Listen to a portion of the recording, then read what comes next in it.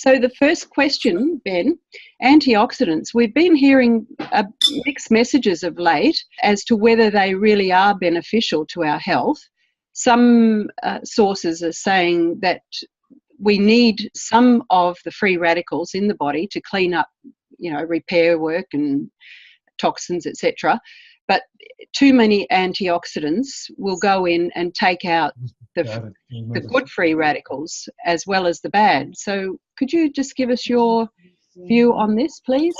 Well, let's talk about what an antioxidant is, first of all, and what oxidation is for that matter. So if there's any biochemists in here, don't hold my feet to the fire on this, because I'm going to try to be really general, assuming most of you guys aren't necessarily chemists or biologists. I'm just going to be really general and not be too specific and too detail-oriented, just to get the idea of what antioxidants are. So the whole universe, all of reality, all of our physical world is made up of atoms, right?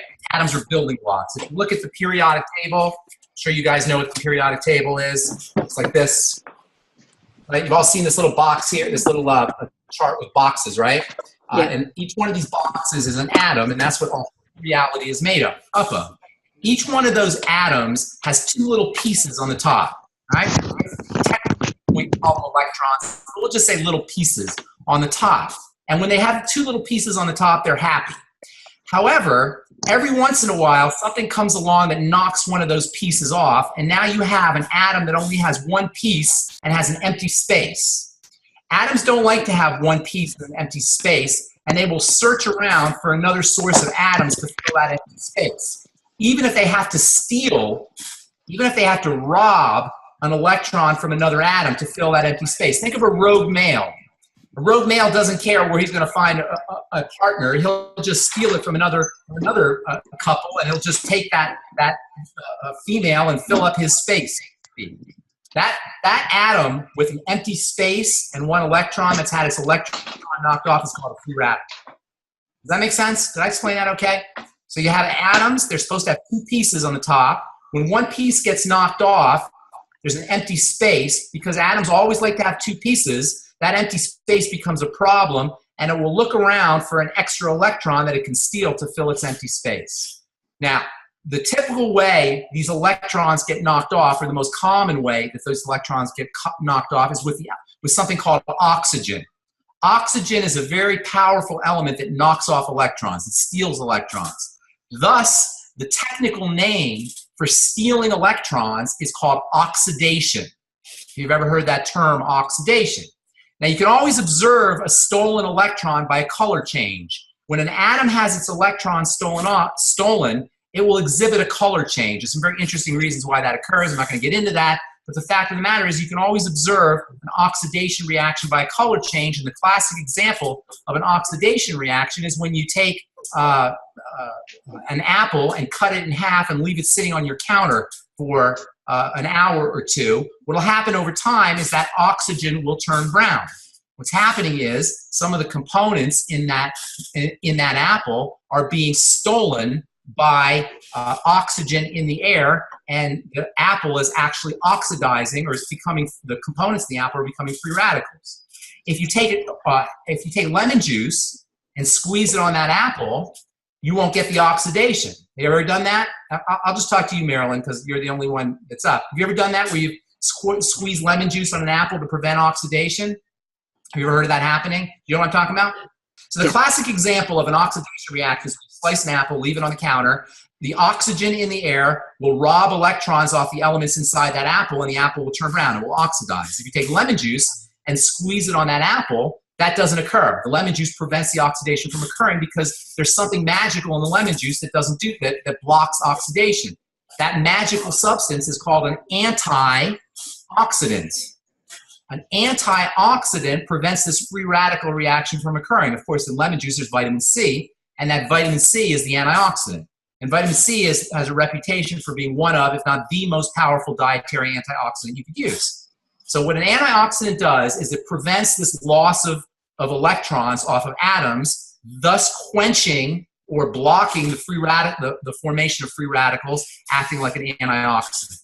Now, this oxidation reaction doesn't just happen in response to oxygen. That's just what, when it was first discovered, they noticed it was oxygen that was doing it, so they call it oxidation. But there's a phenomenon called photooxidation. Photooxidation is what happens with sunlight. When you get a tan, that's another example of an oxidation reaction. Melanin, which is your pigment, will actually oxidize in response to sunlight. That's called photooxidation, and that's actually a good thing. That oxidation reaction is why we get a tan, and the way nature has it set up is that photooxidation will actually cause the melanin, your pigment, to become darker so that it blocks damage from further damage from sun rays. It's actually functional. As you were pointing out, oxidation can actually be very functional. So sometimes you want oxidation. You don't have to worry about controlling oxidation or antioxidation by taking too many antioxidants. It's one of the problems with taking antioxidants, and this is where antioxidants get a bad rap, is the way antioxidants work is they contribute one of their electrons to the hole that's left in a free radical. So the free radical is technically an atom that has one electron in an empty space. The way an antioxidant works is it contributes, or we say donates, one of its electrons to fill that empty space up. But now the antioxidant itself has an empty space because it's given up one of its electrons. Is that making sense? Yep. And so now the antioxidant actually becomes a free radical. And this is where antioxidants get a bad rap. Sometimes people say, well, that antioxidant actually is a pro-oxidant. It's actually a free radical itself, and that's true. It will temporarily become a free radical until another antioxidant comes and donates its electron to that free radical that's formed from the antioxidant, which has become a pro-oxidant. And now that antioxidant will become a free radical. So then you have to have another antioxidant that contributes to that formerly antioxidant. This is a chain reaction. And so what I'm saying is, yes, it's true that temporarily antioxidants will be pro-oxidants when they give up their electrons, but the way you prevent this from happening is you keep a steady stream of antioxidants coming in, so there's always antioxidants to donate electrons to free radicals. And that's why you always want to be keeping a steady stream of antioxidants in your diet. The best source of antioxidants by far and away are going to be vegetables and fruits, because vegetables and fruits are constantly subject to photooxidation. They're in the sun. They thrive in the sun. They grow in the sun. They depend on the sun. So nature has equipped them with lots of wonderful antioxidants to protect them from the sun. When we eat those fruits and vegetables, we get the benefits of those antioxidants. So the reason behind where you hear sometimes people will talk about how antioxidants are problematic is because temporarily when an antioxidant gives up its electron to fill up that empty space, it becomes a pro-oxidant or a free radical itself. The way you get around that is by keeping a steady stream of antioxidants coming into the system. Does that make sense? Yeah. It's not a question of are free radicals bad or are they good? Yes, it's true. The body does use free radicals to clean things up. That's one of its mechanisms. But you don't have to worry about antioxidants stopping that from happening. That's never going to happen. The real problem is if you only have a certain amount of antioxidants, eventually even the vitamin C or the vitamin E or the selenium or the vitamin A, all of these nutrients which act as antioxidants, temporarily they will be pro-oxidants. If you don't have a steady stream of antioxidants coming in, it's like musical chairs. The antioxidant will stop at the pro-oxidant stage, and it can become problematic. So you got to keep a steady stream of antioxidants coming into the system. What damage do they do if they're not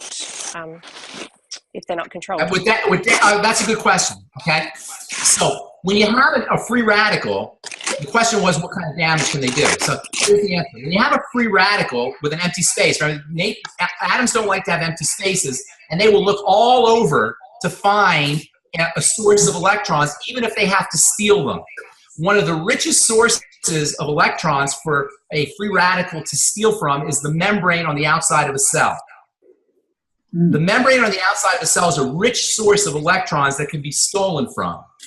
And when you have enough free radicals stealing electrons from the outside of a cell, you can damage cells. And so oxidants or free radicals can be cell damaging. Even worse, another rich source of electrons is the nucleus and the DNA. That is your cell, the blueprint for all the energy and for all the information in a cell. And eventually, a free radical can find the DNA and can oxidize the DNA, at which point you can get mutations. And that's where cancer comes from. So eventually, if you have enough free radicals, you can have cell damage, and even DNA damage leading to cancer and mutations. So it can be very problematic. Free radicals can be very damaging to cells and ultimately damaging to the DNA, which can lead to disease, cancers, mutations, and various diseases. So free radicals can be very dangerous, and that's why nature is filled with antioxidants. That's why most of our diets, if we're eating correctly, have lots of antioxidants, the mighty 90 essential nutrients. Many of them function as antioxidants. If you're eating correctly, that is lots of vegetables and lots of fruits and vegetables, produce, and then eating lots of, make sure you're getting your mighty 90 essential nutrients, you'll have enough antioxidants to protect that from happening. If you don't, you're going to have these rogue elements, these free radicals that are scouting around looking for rich sources of electrons that they can steal from. And if they find the cell membrane, that can lead to cell damage. And if they find the DNA, that can lead to cancer and mutations. Okay. Pretty much all damage, all cellular damage and all aging damage is the result of some kind of oxidation reaction.